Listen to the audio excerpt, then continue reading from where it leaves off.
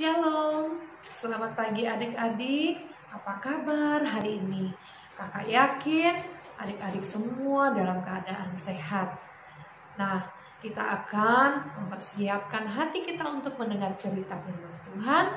Karena itu, adik-adik persiapkan Alkitabnya. Kita akan mendengarkan cerita firman Tuhan. Adik-adik harap duduk diam, tenang mendengar cerita firman Tuhan. Nah, sebelumnya kita akan berdoa. Kita berdoa. Tuhan Yesus, pagi hari ini kami bersyukur karena Tuhan sudah menjaga memelihara kami selama sepekan yang telah berlalu. Dan kami bersyukur pada pagi hari ini ada waktu yang baik bagi kami untuk bersama-sama belajar melalui cerita firman Tuhan pada pagi hari ini.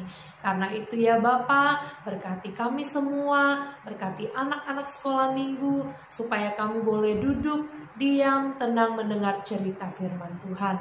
Terima kasih Tuhan Yesus, kami berdoa bersyukur di dalam nama Yesus. Haleluya, amin. Adik-adik, cerita kita hari ini terdapat di dalam 1 Raja-Raja pasal 16 ayat 29 hingga ayat yang ke-34 dan 1 Raja-Raja pasal 17 ayat yang pertama hingga ayat yang ke-6. Tetapi kita membaca di dalam 1 Raja-Raja pasal 17 ayat pertama hingga ayat yang ke-6. Mari kita bersama-sama membaca Alkitab kita. 1 Raja-Raja pasal 17 ayat 1 hingga ayat yang ke-6 firman Tuhan berkata, "Lalu berkatalah Elia orang Tisbe dari Tisbe Gilead kepada Ahab, demi Tuhan yang hidup, Allah Israel yang kulayani, sesungguhnya tidak akan ada embun atau hujan pada tahun-tahun ini, kecuali kalau kukatakan." Kemudian datanglah firman Tuhan kepadanya, "Pergilah dari sini, berjalanlah ke timur, dan bersembunyilah di tepi sungai Kerit, di sebelah timur sungai Yordan.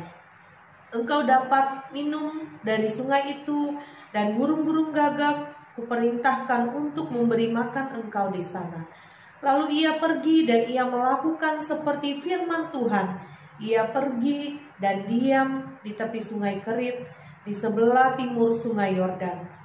Pada waktu pagi dan petang, burung-burung gagak membawa roti dan daging kepadanya, dan ia minum dari sungai itu. Setelah Raja Daud meninggal, maka kerajaan Israel dipimpin oleh raja-raja selanjutnya. Raja Ahab mempunyai sifat yang jahat. Dia dan istrinya yang bernama Izabel beribadah kepada Baal. Di kota Samaria, Raja Ahab membuat patung dan diberi nama patung Asyera. Lalu Raja Ahab menyuruh orang-orang Israel untuk memuja-muja dan menyembah patung Asyera. Tuhan berkata kepada Nabi Elia bahwa Tuhan akan menghukum orang Israel karena kejahatannya. Kemudian Nabi Elia pergi kepada Raja Ahab untuk menyampaikan pesan dari Tuhan. Nabi Elia berkata kepada Raja Ahab bahwa hukuman yang akan Tuhan berikan adalah tahun ini tidak ada embun atau hujan. Setelah itu, Tuhan memerintah Nabi Elia agar pergi dan tinggal di tepi sungai Kerit. Karena tidak ada hujan, maka orang Israel tidak dapat minum dan tidak bisa makan. Di tepi sungai Kerit, Nabi Elia menunggu janji Tuhan bahwa akan ada minuman dan makanan yang datang kepada Nabi Elia. Dan akhirnya pada waktu pagi dan sore hari, tiba-tiba datanglah burung gagak menemui Nabi Elia. Ternyata burung tersebut membawa makanan roti dan daging untuk Nabi Elia. Karena Nabi Elia taat kepada Tuhan dan firman Tuhan, maka Tuhan menjaga Nabi Elia supaya Nabi Elia tidak kelaparan.